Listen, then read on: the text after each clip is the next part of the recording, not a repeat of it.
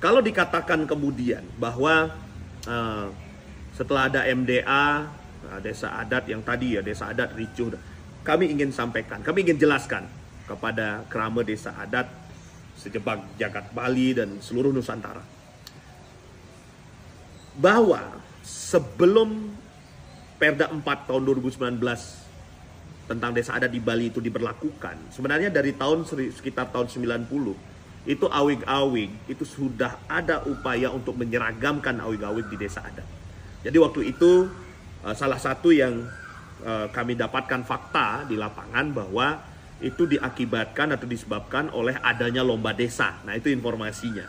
Itu diseragamkan awig-awig. Yang contoh misalnya penyebutan pemimpin di desa adat. Semua diseragamkan bendese.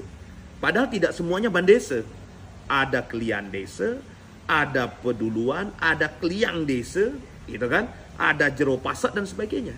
Tetapi di awig-awig itu kemudian diseragamkan.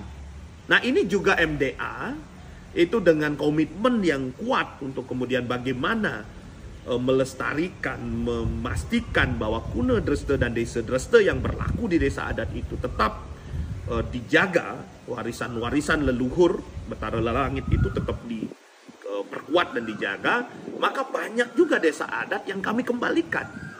Jadi yang awalnya kemudian karena awig-awig diseragamkan, terus kami gali, ternyata para penglingsir, bahkan kami juga sampai terjun langsung ke desa adat, bertemu, mengumpulkan semua penglingsir, tokoh-tokoh, perjuru, krama, kemudian mempertanyakan, menanyakan bahwa ternyata memang benar bahwa awig-awig sebelum tahun 90 itu bunyinya tidak seperti itu. Awig-awig itu berbunyi seperti itu karena memang ada permintaan atau perintah untuk menyeragamkan karena ada lomba desa gitu ya, atau copy paste ya, di copy paste gitu.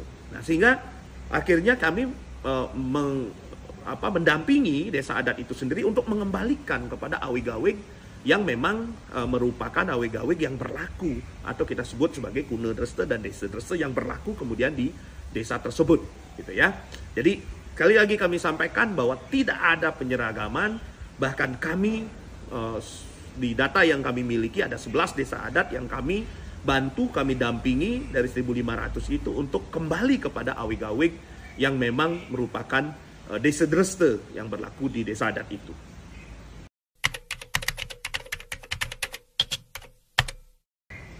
Bahwa kemudian desa adat itu sekarang ini jelas kedudukan dan posisinya yang seperti tadi dalam penjelasan sebelumnya saya sebut sebagai dulunya sebelum Perda 4 2019 tentang desa adat di Bali itu berlaku, itu seperti layangan pegat. Nah, kalau sekarang ini jelas posisi dan kedudukannya. Dan kejelasan itu sebenarnya kemudian membawa satu pengaruh yang positif. Jadi salah satu contoh adalah permasalahan-permasalahan yang terjadi di desa adat. Kalau dulu itu tidak jelas, gamang. Memang selesai, tetapi tidak selesai tuntas. Selesai karena ada misalnya tokoh yang hadir, kemudian mendamaikan. Damai, tetapi masalahnya tetap ada. Tidak pernah tuntas. Yang akhirnya kemudian setelah misalnya tokoh itu tidak ada atau tidak memimpin lagi, masalahnya muncul lagi. Karena masalahnya tidak selesai. Mereka hanya berdamai dalam kondisi damai dengan masalah yang masih tetap sewaktu-waktu bisa timbul lagi. Nah, saat ini setelah Perda 4 2019 tentang desa adat di Bali, maka mekanisme penyelesaian masalah-masalah adat atau wicara adat itu jelas, alurnya jelas. Bagaimana peran kemudian desa adat dengan kerta desanya. Kemudian bagaimana kemudian kalau di kerta desa, tataran kerta desa tidak bisa diselesaikan, sampai kemudian kepada tahapan-tahapan selanjutnya, itu sangat jelas. Nah, ini akhirnya membawa satu dampak bahwa permasalahan itu bisa tuntas.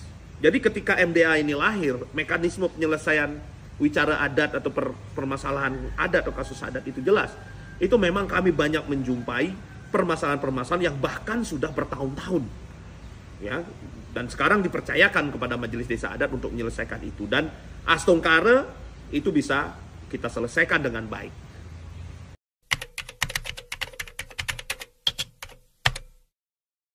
Ini juga perlu kami jelaskan. sebelum Perda 4 tahun 2019 tentang desa adat di Bali, dulu Majelis Desa Adat masih bernama Majelis Utama Desa Pekraman. Itu hanya diurus oleh satu seksi. Jadi dikepalai oleh seorang kepala seksi atau kasih di Dinas Kebudayaan Provinsi Bali. Ini bisa dicek, ya. Jadi mengurus waktu itu 1493 desa adat itu hanya satu kepala seksi. Nah, setelah ada Perda 4 tahun 2019 tentang desa adat di Bali, ya, yang dilahirkan atas inisiatif Gubernur waktu itu Bapak Wayan Koster, maka kemudian desa adat diurus oleh satu dinas, namanya Dinas Pemajuan Masyarakat Adat atau DPMA. Jadi demikian kemudian tahapan perkembangan gitu ya. Jadi implementasi dari perlindungan pengayoman yang dilakukan oleh negara dalam hal ini melalui pemerintah daerah kepada desa adat itu sungguh luar biasa. Jadi di awalnya hanya kasih, tempatnya juga sekretariatnya waktu itu di Dinas Kebudayaan di pojok diberikan tempat. Kemudian setelah itu lahir Perda 4. Ada upaya kemudian di sana untuk menguatkan desa adat dengan sungguh-sungguh, tidak hanya sekedar omon-omon gitu ya, tidak hanya sekedar bicara, tidak hanya sekedar menjadi komoditi politik.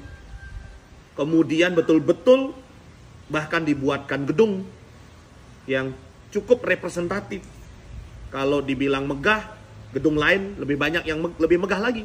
Tapi kalau representatif, betul, kami memiliki gedung yang representatif yang hampir setiap hari. Kalau dikatakan kemudian kosong, apa segala macam, yaitu kalau datangnya hari Sabtu Minggu ya memang kosong, mohon maaf ya.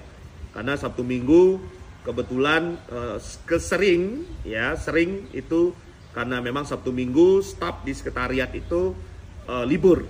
Tetapi Sabtu Minggu itu juga bagi prejuru itu kadang-kadang kami juga beraktivitas ke desa adat, kemudian pembinaan ke MDA kabupaten atau kecamatan, itu tetap berjalan. Ya, bisa dilihat, bisa dicek nanti langsung datang ke tempat kami di MDA Provinsi Bali di Gedung Lile Graha untuk melihat bagaimana kesibukan di sana. Luar biasa.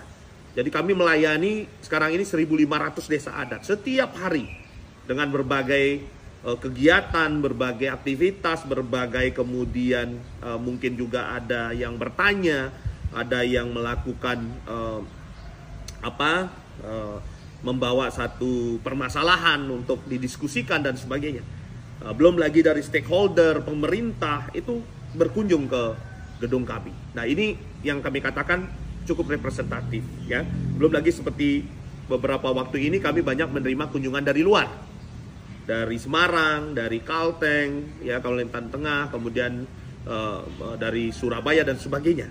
Itu untuk mengetahui bagaimana kemudian desa adat, bagaimana majelis desa adat ini sangat bagus, sangat baik untuk bagaimana memperkuat kemudian sebagai sesama anak bangsa mengetahui bagaimana sih adat tradisi itu berjalan di Bali, bagaimana sih Bali itu menjadi istimewa, bagaimana Bali menjadi pulau surga, peran desa adat itu apa untuk menjadikan Bali ini pulau surga. Nah, itu semua bisa didapatkan dengan berkunjung ke majelis desa adat. Tentu berkunjungnya tidak mereka tidak berkunjungnya itu spontan gitu ya. Jadi serta-merta pasti sudah 2-3 hari sebelumnya berkirim surat, sehingga kami memastikan bahwa perjuru-perjuru yang bisa menjelaskan itu, yang kemudian perjuru terkait itu bisa hadir, kemudian tidak sedang berada di misalnya di desa adat atau di MDA kabupaten kota untuk melakukan pembinaan.